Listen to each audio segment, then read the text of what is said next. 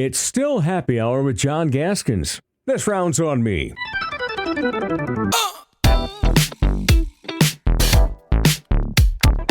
Doeden-Rhoden on the road to Pier. It's down to brass tacks time. We are live at the heart of the best little city in America and the best little pub in town, the Orion Pub. We're going Lallygagging. John Gaskins with Patrick Lalley, governor, mayor, senator, congressman. Let's do it. We're breaking a rule of the best little dive neighborhood pub. Oh, yeah, no town. politics. No politics. So maybe we have to talk very or you quietly. Got to keep it quiet. I see a lot of political people in here, which is this actually is kind of a secret political bar. Like, it's a political bar where you can't talk about politics, but political people come here all the time. Yes, they do. Which is very interesting. It is, and but part of the whole concept is this is a good old-fashioned 70s vintage bar. Nate's playing the old school country tunes right now. And we're looking up at boots and a wagon wheel, and got Vikings and Twins retro pennants all over the place. Harley Davidson, and it's the best. It is. We love it. You wrote a column. You wrote your second installment of the Old Pete. Yeah. At that, was it at that booth or that booth? No, okay. The one on the end there. The Orion series, the Old Pete. Yeah. What's crazy about those? And if you haven't read them, go to cfallslive.com. I love writing that way. It's just fun. But I've had more than 5 people ask me if it was real. Like, did that really happen? If that was a real situation that I was describing. Yeah. I'm just going to leave it there. Okay. Maybe it is, maybe it isn't. I don't want to give away my secret right now. No. But it's all in the vein of what Patrick Lalley and Sioux Falls Live do best, cover the issues that mean most to us. And while this is a sports show, on big days like this, we like to talk about our community and a very zesty and interesting governor race, mayor race. And so let's dive in. First of all, I agree with Paul Tenhaken's Facebook video from over the weekend as he winds down his mayoral time. The mayor's race and all the amendments, county commissioners, city council, and all those, on it for a day-to-day basis, those affect our lives far more than this governor race or senator race or congressman race. Which is why the legislature made a huge mistake in putting all those elections together. Yes. It's ridiculous. And I think that I have not had a chance. Now, for the record, I went to bed at 5:30 this morning. Oh, my God. Wow, it's like the Super Bowl for you. I haven't had a chance to do the deep dive into the data, but my bet is that they did not get the kind of bump they thought they were going to get in turnout. And I never really believed that was the reason anyway. But that being said, it was mass chaos and really, it was how's the chaos. There's too many races to get out to the public. I mean, me working hard is not the problem, but the public really not understanding what's going on is the problem. And from Mayor Tenhaken's viewpoint, which I agree with, that these are the important races because that's what I write about for the most part. I honestly, state stuff is really boring to me. City politics and city government is great because it does affect people every day, and it got just, I won't even say overshadowed, just all put into one big bowl and stirred up, and I think it was very confusing for voters, and I don't think it was good for government, and I hope they change it. Okay. With that being said, more people voted on the governor race than anybody else. Yeah, correct? Well, it was because it was statewide. Yeah, because it was but statewide. The turnout wasn't anything outstanding. But let's get into it. Dusty Johnson on the outside looking in. Holy smokes, I am surprised. He had the biggest name coming into this thing. He had the most experience on a big stage coming into this thing. And kind of felt like but when he announced he was running, even though you have Rhoden's technically an incumbent, he's a very quiet incumbent from the last couple of years.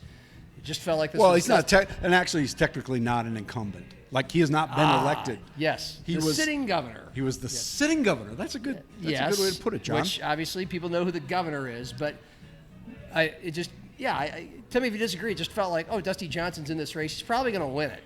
And this is just the primary. There's still a general election to go. That's our public service announcement.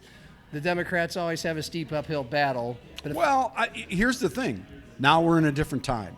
So what happened yesterday was very interesting to me. Let me start with how surprised are you that before we get to Doeden-Rhoden, how surprised are you Dusty wasn't one of the two? Very. Yeah. My prediction was Dusty at 38. I clearly was wrong. To me, what it represents is something of it's clearly a shift in the Republican Party. That's not that obvious, but I think there's more to it than that. There's a malaise in one segment of the Republican Party that is not activated, and that's very interesting to me. When Dusty Johnson doesn't win doesn't get to the runoff, which we've never had in a gubernatorial primary, that's pretty shocking given his long history and everything. But that tells you how much the political culture has shifted. And I don't even think it's Trumpian at this point. I think it's different than that. I do think that if I was a Republican in South Dakota, I'd be a little worried about the not the insurgency from the right. I would be worried about the malaise from the base. And I think that vote yesterday represents a malaise from the base. By malaise from the base, what do you mean? They're not excited. They weren't excited about any of it, and they just weren't energized to go out and vote. Again, I haven't analyzed the numbers yet, and I will, but I'm very interested to see turnout in some of these places where Dusty should have been strong. And, I'm always interested in the metro. I want to look at the turnout in the metro precincts and see how that fleshed out. All that data is still coming together, but I think that it's going to show that there just wasn't excitement for Dusty. Now, why? I don't know. I mean, he's a great candidate, knows what he's doing, he's experienced, he ticks all the boxes, right? But he lost, and sometimes that's politics. You can't create the best scenario. Oftentimes, candidates wait for the opportunity. That doesn't work that way. There are many candidates who had a view of something in a timeline and a process and plan, and then they got Mike Tyson. They got punched in the face by somebody like Doeden, and it happens. He captured the imagination of those Republicans. Okay, so what I'm translating here is Dusty is, even though he advertised plenty all over the place how he is aligned with Donald Trump, which plays well in South Dakota, that he's still too moderate to win in this era. Is that correct? Too centrist? I don't even know if that's it. I think it's a harder thing to explain than that. It's just when people vote, what do they vote on? They don't vote on issues. Some of them do, but most people just vote on gut. And for whatever reason, the Republican gut was not. And you saw a lot of vitriol against Dusty from ordinary Republicans. It goes back to a vote on the wall, which, and I'm not going to go into all that, but they never took him as a true blue Magite, despite what he said. And that's, maybe he's not. You know what I mean? You can't be somebody you're not. And if that's what they wanted, well, maybe that's what they got. I don't know what this runoff between Doeden and Rhoden, other than being a rhyme. I don't know what it's about. Like, what's it about? Okay, I'll tell you what my translation, casual translation from the sports guy who's not a news guy. You pay attention. I do pay attention. I pay attention. Well, like everybody, I pay attention to the god dang ads because I watch sports, and you watch any TV, YouTube. and Toby Doeden's the first damn thing, face, voice, anything I've seen every time I watch a YouTube video for the last 2 or 3 months. I swear to God. And yes, I'm mad about that because we all Social media. We all get mad about it, but it's brilliant. I mean, that's where I was going to go next. Is how much did that work? If we're not voting on the issues and what people actually stand for, and some of these ads tell you what they stand for. I actually thought he had an effective marketing campaign. Advertising himself as a common South Dakotan that looks a lot like a lot of South Dakotans, and is one of us, and worked hard, worked his way up, and fighting for us. It was very vague, like most political ads are, but it was mostly positive, and I'm one of you, and vote for me. But I think it felt like because he was everywhere, more than the other guys were. For a long time. For a long time. The other guys came in, and you couldn't tell who's paying for these ads or who these ads are for. It's just don't vote for this guy, don't vote for that guy. They're fucking evil.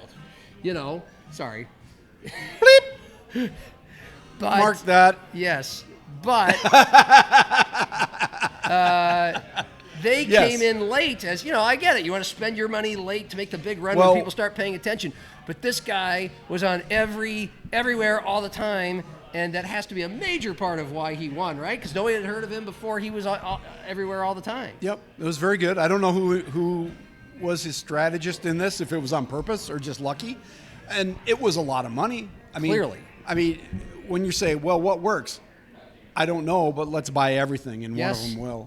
Yeah. And that's what they did. They weren't complicated ads. There was nothing about production value there. It was just... It was just frequency. And, it goes back to a lot of lessons from media. When I was in radio, one of the things they would say to you when I wouldn't do the station call letters enough was, remember that by the time you're sick of a song, your grandma's just learning the words, right? Amen. Yes. And sometimes when you're in the middle of it, it seems like you're getting overwhelmed. But when it comes to a mass media strategy, it's different. And so that clearly worked for him. There's no way around that. I don't know enough about his infrastructure to know what they were doing in terms of ground game stuff that used to be very important. Maybe isn't anymore. Ground game as far as planning on where he's visiting people actually in person? Identifying voters, getting them to polls. Okay.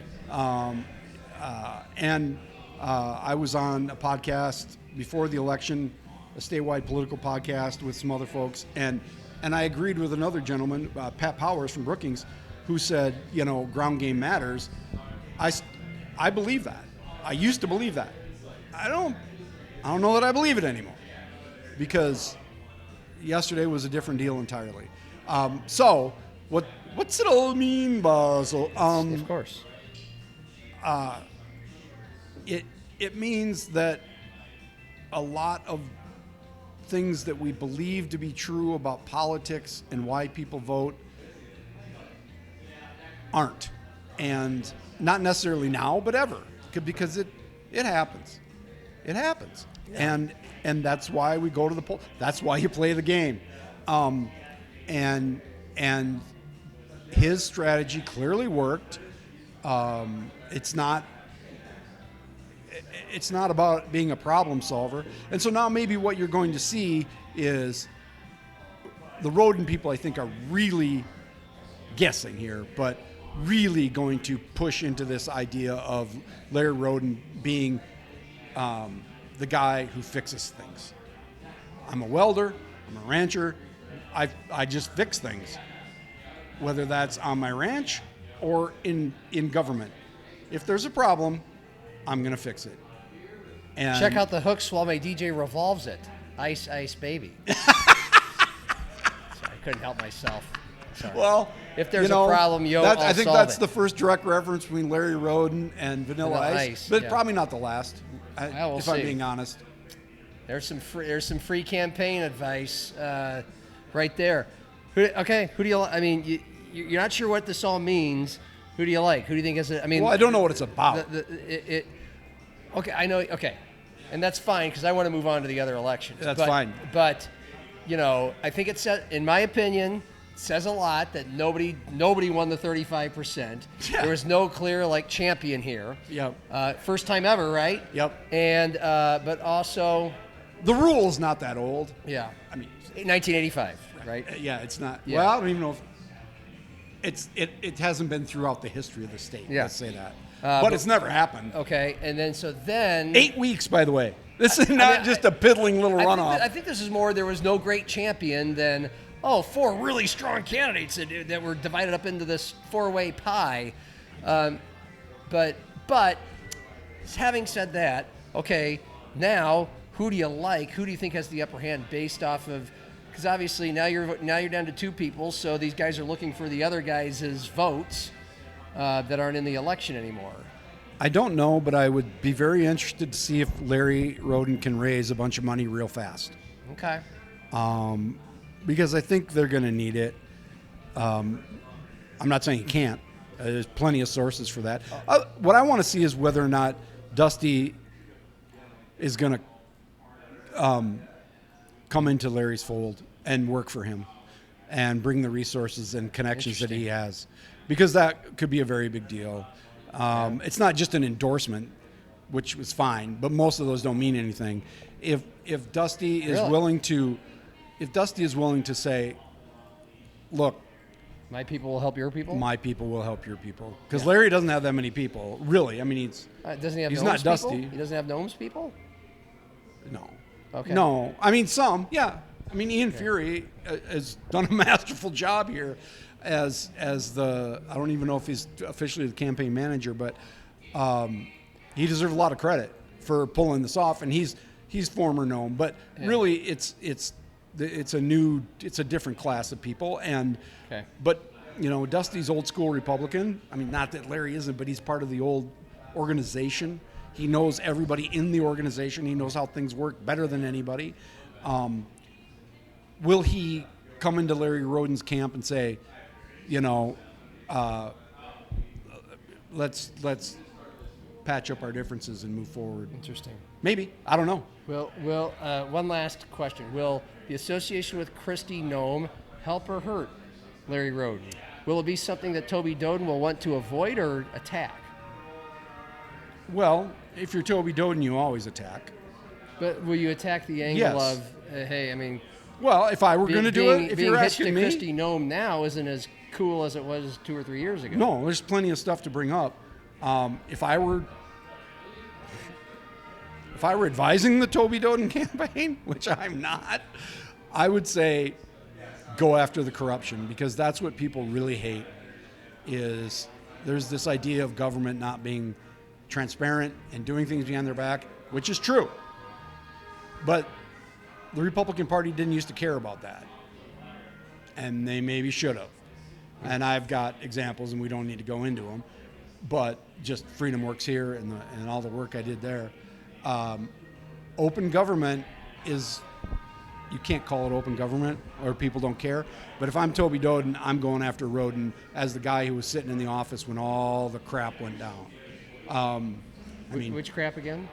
Corey Lewandowski, the Freedom Works here, Ben Yoho, all these guys who eventually were tied up with a huge scandal on the national level with her campaign as DHS secretary. You can connect those dots. Anybody can go do it. Go read my stories. But SiouxFallsLive.com. SiouxFallsLive.com. If I'm them, I'm doing that. I don't know. You can call Lalley-Rhoden a career politician. Sure, he's been in the legislature, blah blah blah blah blah. But he's still a rancher and a welder and all that. But you can say, where were you? Where were you when this happened? Where were you when this contract got signed to give the Freedom Works Here contract to this Ohio company on a clearly sketchy bid with somebody else's creative? Yeah. Where were you? That's what I'm doing. But now, if I'm Larry, let's flip that on its head. Yeah. Which is, what's the deal? Where'd you get all this money? Yeah. Let's look at those businesses, right? And the question that Jonathan Ellis asked during our debate: you took $1.2 million in PPP money, and yet you're anti-government, and you didn't own that company before you took that money. You know, I mean, the timeline, like, what's going on here? Who are you? You just showed up one day. Where do you talk about career politicians? What about, oligarchs? And, I don't know. That's it. If you're doing this sort of messaging and trying to define your opponent, that's what you do. So do you think the big fella from the White House is going to come in to endorse either guy? Does he really care who's the governor of South Dakota? I don't think so. Now, Toby Doeden, the other masterful thing he did was connect himself to people who didn't necessarily endorse him. So there was a big controversy late in the campaign, which most normal people don't care about, which is Doeden using likenesses of other, like Marty Jackley and Trump, saying, "I'm the next Trump. I'm South Dakota's Trump." Well, I never heard Trump say that. You know what I mean? So he's associating himself with people like Marty Jackley, who's very popular in the Republican Party, to sort of imply that we're all in this, and they're not. Yeah. So that was a masterstroke. Speaking of Jackley, he won the Republican by a mile. We don't even need to talk about that. We don't. That was not a credible race. No, I was going to say we don't need to talk about that. And maybe we can closer to November. Same thing with Rounds in the Senate. Well, Rounds, McNeil, that gentleman who ran against Rounds, I think is a very interesting cat. And I'd love to hear more about him. Just what I know, I like him. I just want to, not like him personally, I've never met the man, but I want to learn more about him because I think he's got some new perspective. That's it. Now, he lost famously to Rounds, and everybody knew he would.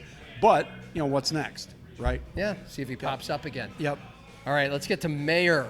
Thank God. Yeah. I know that's what you wanted to start with. But I couldn't stop scratching the mosquito bite. You're just like everybody else. I know. All I've been doing today is getting stopped by people, after I got up, which was not early. Yeah, sure. People just want to talk about it, and it's because it's fun. It's good front stuff. And center. Yes, so go ahead. So the mayoral race, I'm not surprised by Christine Erickson. She got the huge $100,000 endorsement from a bunch of, you could tell Titans of industry. It's Dana Dykhouse. Yeah. A little bit from $5,000 from T. Denny. Yeah.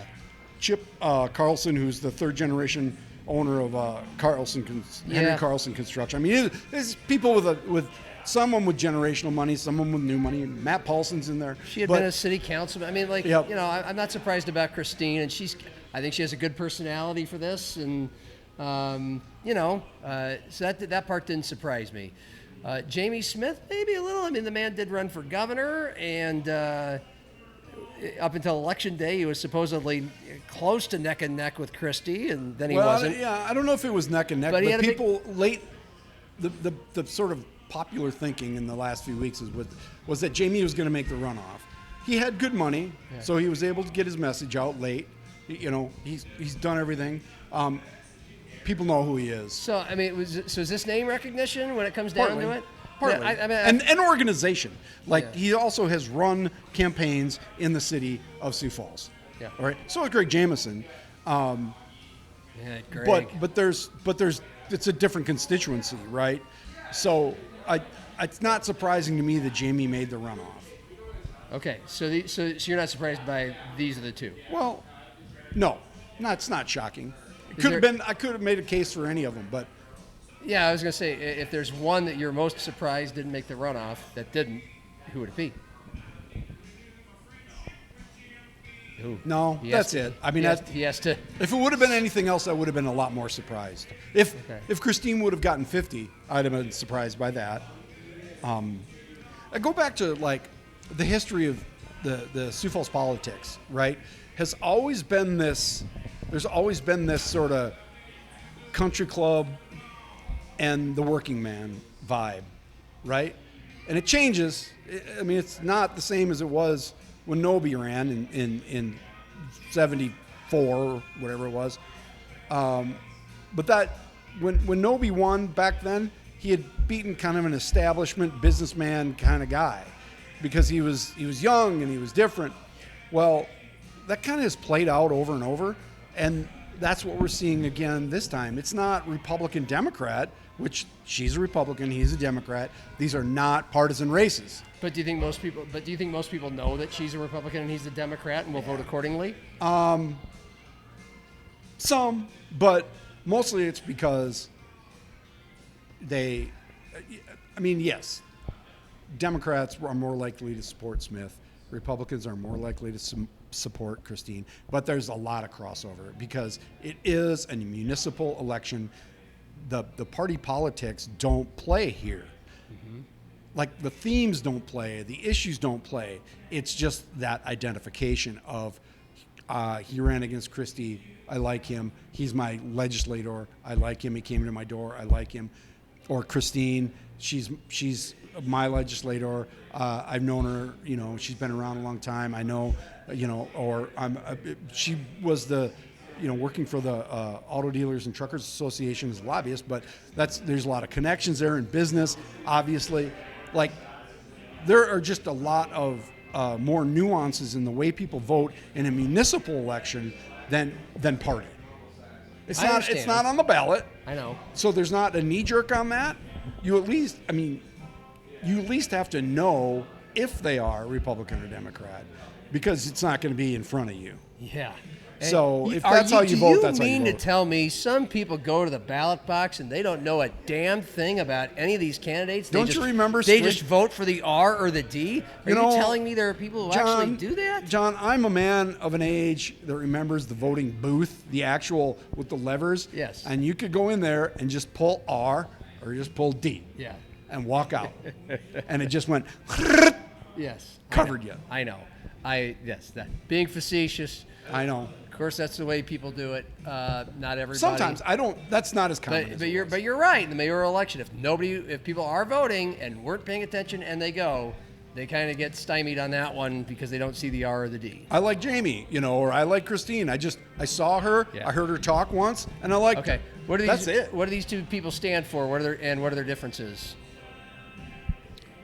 I think they're not in the things that they have said, like their public pronouncements. There's not that much difference. I mean, I would say Christine is more aggressive about, not claiming responsibility, but aligning herself with certain ideals about public safety and business-friendly community. But Jamie's business-friendly, but you'll hear him put that in different context, which is, Jamie will say, I'm a mayor for everybody, nobody left behind, kind of working man vibe, right? Where, and not that Christine, most of his life as a teacher, right? Teacher, and then not most, but and a realtor, and some, he sold medical equipment for a while. He's just had a job. He's a North End guy. Christine is not from, she wasn't born with a silver spoon in her mouth.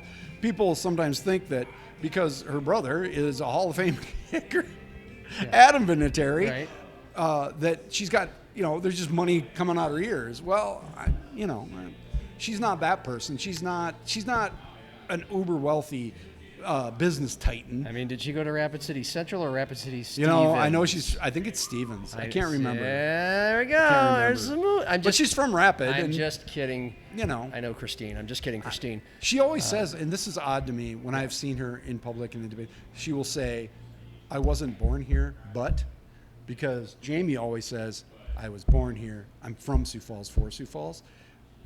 That doesn't mean what it used to mean, but it still means something. And I don't know if she's a little too cognizant of that. Why would you even bring it up?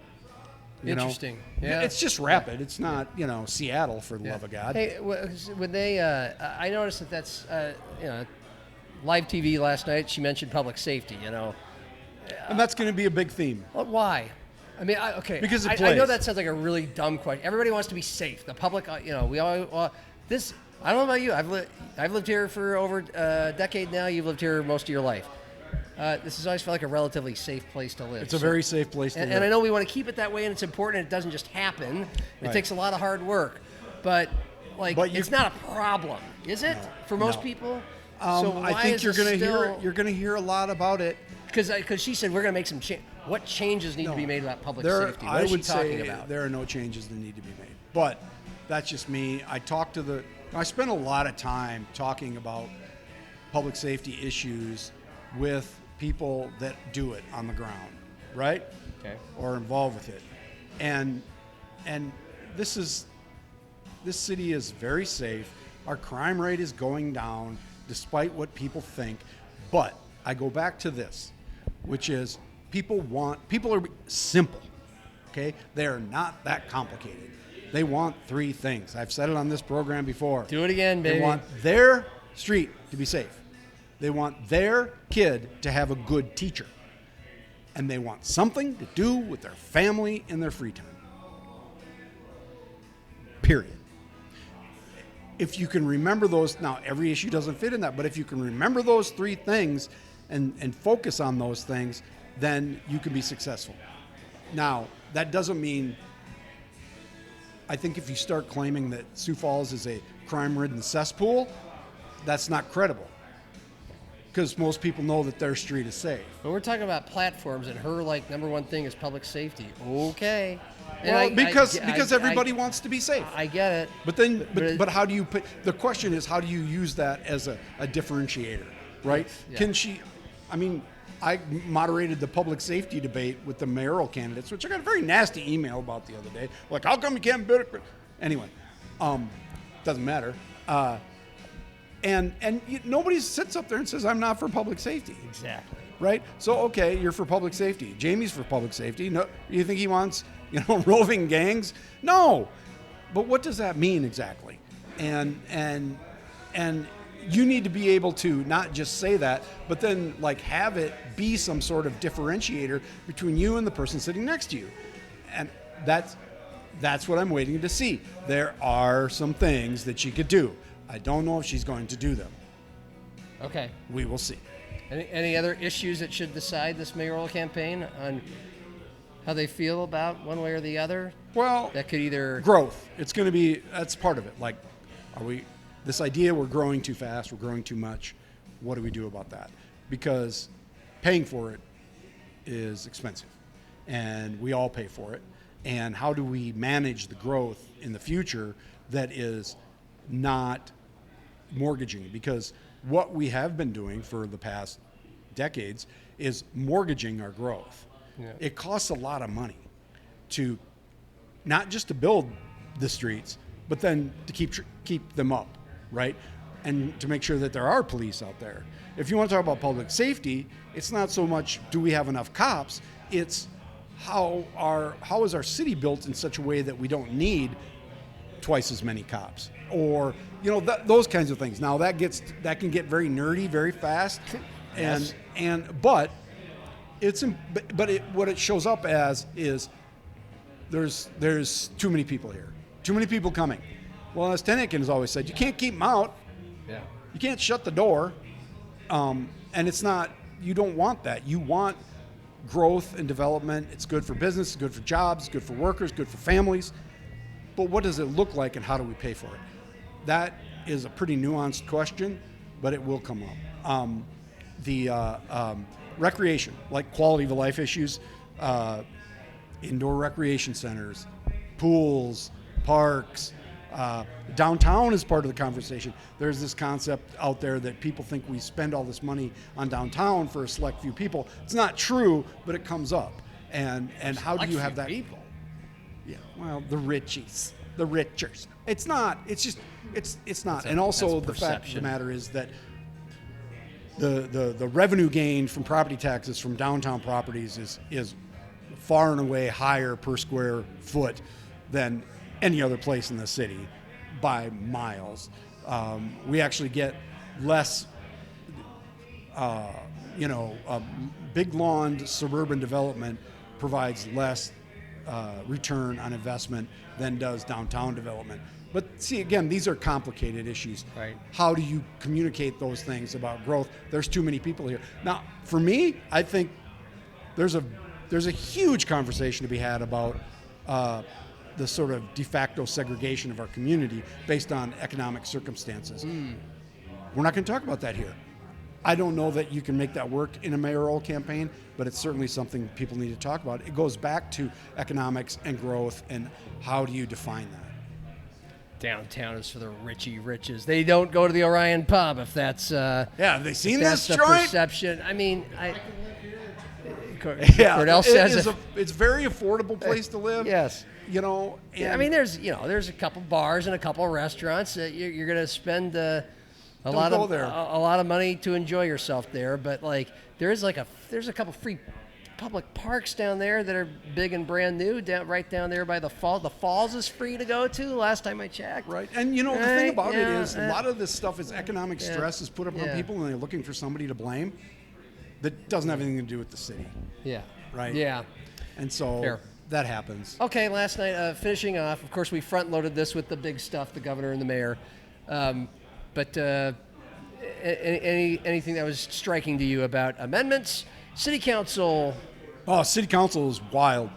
Amendments, I sat through all those meetings.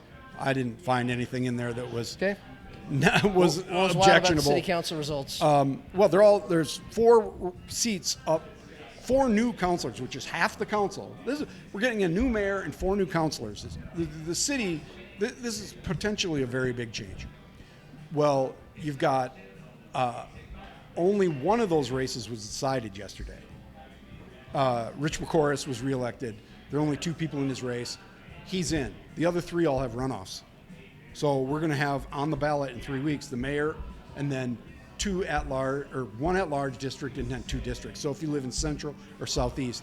But the fact that those all went to runoffs, there was just a lot of candidates. And in the past cycle, that wasn't the case. Jennifer Seghetti, who's on the council now, didn't have an election. She was the only person to file. So clearly that has changed. Also, a lot of new faces, very energetic people. I think the Central District is fascinating. It'll be Zach DeBoer against Zach Zakawi. That's an amazing race. Zach Zakawi, who is a child of immigrants. Actually, he was born in East Africa, came here as a child, but product of the public school system, became a nurse, started a nonprofit. He is just an interesting guy. And Zach DeBoer those 2 will face each other. Zach was almost the Central district councilor, and 8 years ago he got beat by Kurt Sale by less than 150 votes. So he's back. Wow. Those 2, that's a very interesting race. Both bright guys and going to be great. In the Southeast, I'm going to mess up her name. I highly underestimated her, and she Pankinen. There was that's it. Pankinen. And she's going to be running against Mike Crane. I think Mike Crane was sort of the presumed winner in that, and she got a lot more votes than he did. So they'll face off against each other, and that will be a very interesting race. Mike Crane's a guy who's just been around forever. He's on the school board for a long time, so he's old Sioux Falls, but he hasn't been involved publicly for a while. So your persona fades pretty fast. And there's a lot of new people here, especially in the Southeast. I mean, no kidding. So that'll be very interesting to watch. And then in the at-large, Vince Don, who is also the child of immigrants, Vietnamese family, and he's running against James Oppenheimer, who's not a child of immigrants. He actually is an immigrant from England. So, but he's been involved in nonprofit management for a while. He runs the YMCA. So you've got these 3 different races. All these people, all 6 of those people are great candidates, right? So and then the mayor's race. I think that these next 3 weeks are just going to be fascinating to watch, because there is a lot that could change in terms of the dynamics of the council and what that means for our city in terms of growth, but also our relationship with state government. And what's a specific glimpse? I've got one that I used to cover back when I was in news.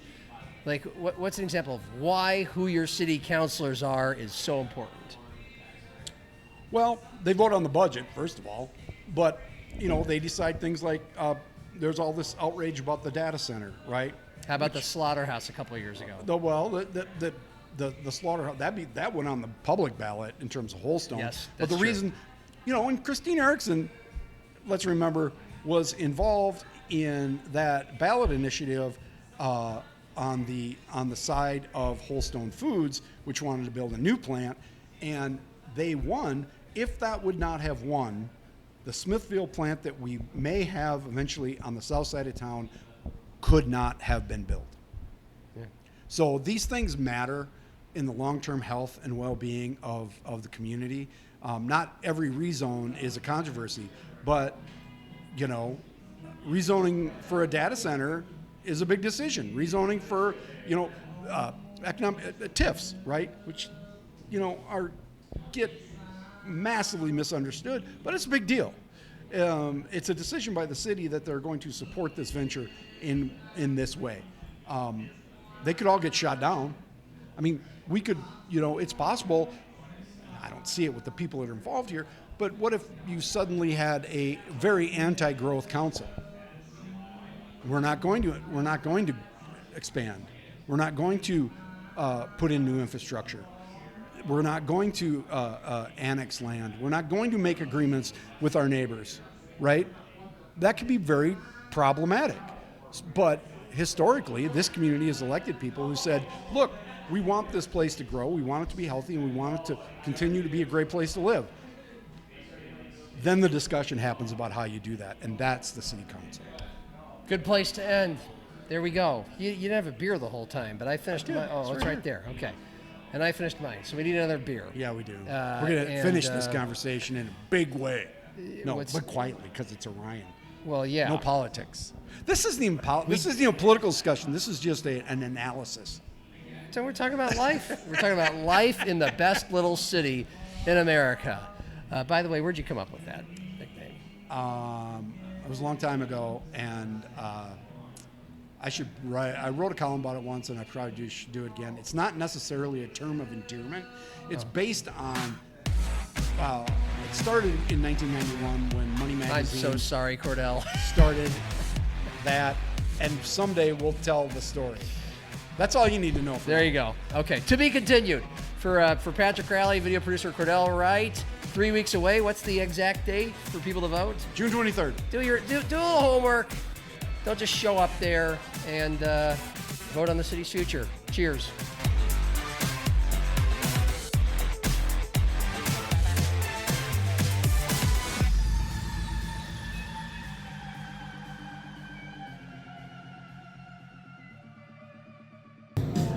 You need anything else, John?